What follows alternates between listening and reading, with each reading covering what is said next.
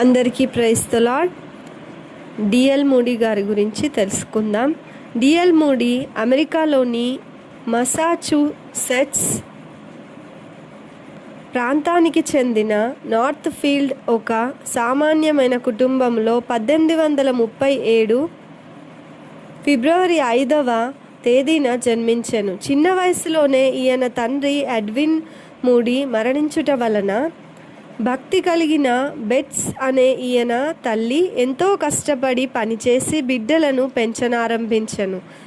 కుటుంబ పరిస్థితులను బట్టి మూడీ చిన్న వయసులోనే చదువుకు స్వస్తి చెప్పి పొరుగువాని ఆవులు మేపుట ద్వారా కొంత డబ్బు సంపాదించి తల్లికి సహకరించుచుండెను. ఇంచుమించు 17 సంవత్సరముల వయస్సులో బోస్టాన్ అనే ప్రాంతానికి వెళ్ళి అచ్చట ఉన్న తన మేనమామ చెప్పుల దుకాణములో పనికి కుదిరెను.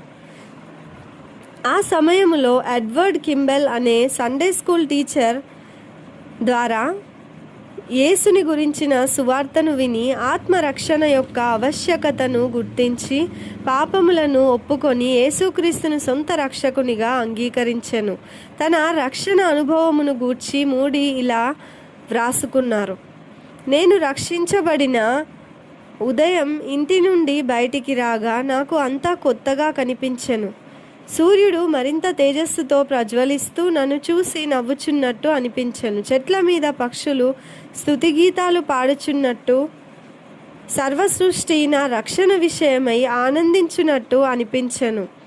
ఇది నేను మరువలేని అనుభవము. యవ్వన కాలంలో రక్షించబడ్డ డిఎల్ మూడీ తాను రక్షించబడ్డ వెంటనే ఈ గొప్ప రక్షణను ఇతరులకు కూడా ఆశించెను. ప్రతి ఆదివారం తనతో పాటు కనీసం 5గురిని అయినా ఆలయానికి తీసుకొని వెళ్ళేవాడు.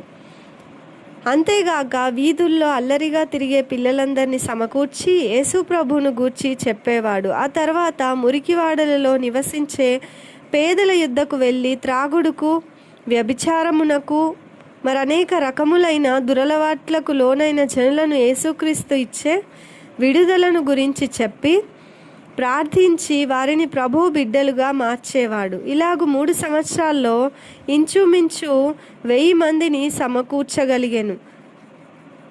1862లో మూడీ ఎమ్మా రెవెల్ అను వ్యక్తిని వివాహము చేసుకొనెను. ప్రభువు వారిని 3 బిడ్డలు అనుగ్రహించెను. అప్పటికి మూడీ చేయుచున్న చెప్పుల వ్యాపారం బాగా వృద్ధిలోనికి వచ్చెను. కానీ ఆత్మలను సంపాదించాలనే అతని ఆరాటము వ్యాపారాన్ని పూర్తిగా విడిచిపెట్టి యేసు ప్రభు సేవ చేయుటకు సమర్పించుకున్నట్లు చేశాను. ఆర్థికమైన ఇబ్బందులు కలిగినప్పటికీ మనుష్యులు ఆశ్రయింపక దేవుని యందు విశ్వాసం ఉంచినందున దేవుడే ఆయన పరిచర్యను దీవించి అభివృద్ధి పరిచెను. మూడీ దేవుని సన్నిధిలో అనేక గంటలు ప్రార్థించి అనేక సంగతులను సేకరించి తన వర్తమానమును అందించేవాడు. డిఎల్ మూడీ గారు జీవితము ద్వారా మనం నేర్చుకోవలసిన మొదటి సంగతి ఆయనలో ఉన్న ఆత్మల సంపాదన కొరకైన ఆరాటం.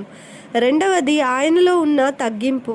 ఒకరోజు వర్తమానం అయిన తర్వాత ఒకతను వచ్చి, నీవు బహిరంగ కూటములలో బోధించుటకు తగవు, నీ భాషలో అనేక వ్యాకరణ దోషములున్నవి అని కఠినంగా అన్నాడు. అందుకు మూడీ గారు కోపగించుకొనక బహు దీనతతో, అవునండి, చిన్నతనంలో నాకున్న పేదరికాన్ని బట్టి నేను ఎక్కువ విద్యను అభ్యసించుటకు అవకాశం దొరకలేదు.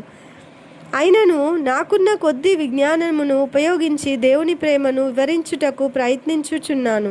మీకు వ్యాకరణం బాగా తెలుసు గదా, మరి మీరు దేవునికి సమర్పించుకొని సువార్త ప్రకటించవచ్చు గదా అని అనగా అవతల వ్యక్తి మాట్లాడకుండా వెళ్ళిపోయాను. ఒకరోజు మూడీ ప్రసంగం ముగించిన వెంటనే ఒక ఆయన పరిగెత్తుకొని వచ్చి, ఆహా, ఎంత గొప్పగా ప్రసంగం చేశారండి అని కరచాలనము చేయగా, మూడీ, సోదరా, నేను వేదిక దిగకముందే సాతాను ఈ మాటలు చెప్పినది.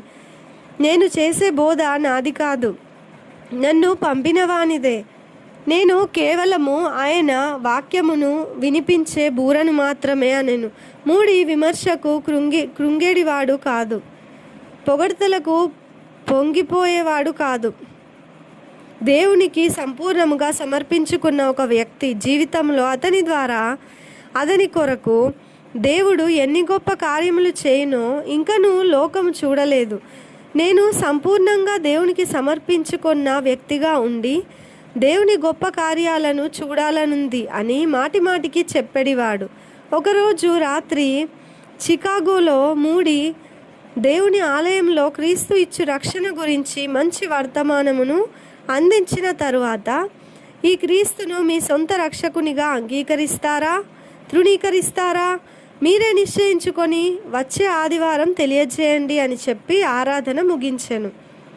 కానీ ఆ రాత్రి గొప్ప అగ్ని ప్రమాదం సంభవించి ఆ ఆలయము ఆ రోజున మీటింగులో ఉన్న అనేకుల గృహము కాలిపోయినందున అనేకులు చనిపోయిరి. మూడి అయ్యో ఈరోజే క్రీస్తును అంగీకరించండి అని నేను బోధించి ఉంటే అనేకులు క్రీస్తును అంగీకరించి ఉందురు కదా, అప్పుడు వారు చనిపోయినప్పటికీ దేవుడు రాజ్య వారసులై ఉందురు కదా అని చెప్పి అప్పటి నుండి ఇదే అనుకూలమైన సమయం, ఇదే రక్షణ దినం అని ప్రకటించుట మొదలుపెట్టెను. మూడి ఇలాగు తన బోధను దిద్దుకొనుచు దేవునికి ఇష్టమైన యోగ్యమైన సేవను చేయుటలో ముందుకు సాగుచుండెను. ఇలాగూ మూడి భక్తుడు తన జీవితకాలంలో రేడియో, టీవీ సహాయము లేకుండానే ఇంచుమించు 1,00,00,000 మందికి సువార్తను అందించనని అంచనా వేస్తారు.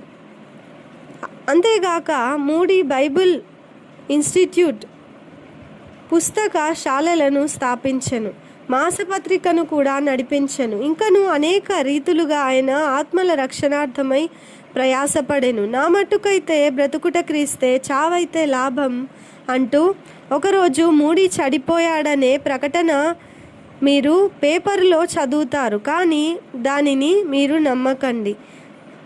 1837లో పుట్టిన నా మట్టి శరీరము మట్టయిపోయిన 1855లో తిరిగి పుట్టిన నా ఆత్మ నిరంతరం పరలోక రాజ్యంలో జీవించును అనేడివాడు. ఇలాగున 44 సంవత్సరములు ప్రభు సేవలో మూడి తన మరణ పడకపై ఉండి, ఆహా ఇదే నా విజయము, ఇదే నా పట్టాభిషేకపు సుదినము అని తన చివరి మాటలు చెప్పి 1898 డిసెంబర్ 22న ప్రభు సన్నిధికేగి ప్రభు ఇచ్చు బహుమానము పొందెను. దేవునికి స్తోత్రం, దేవునికి మహిమ. హల్లెలూయా.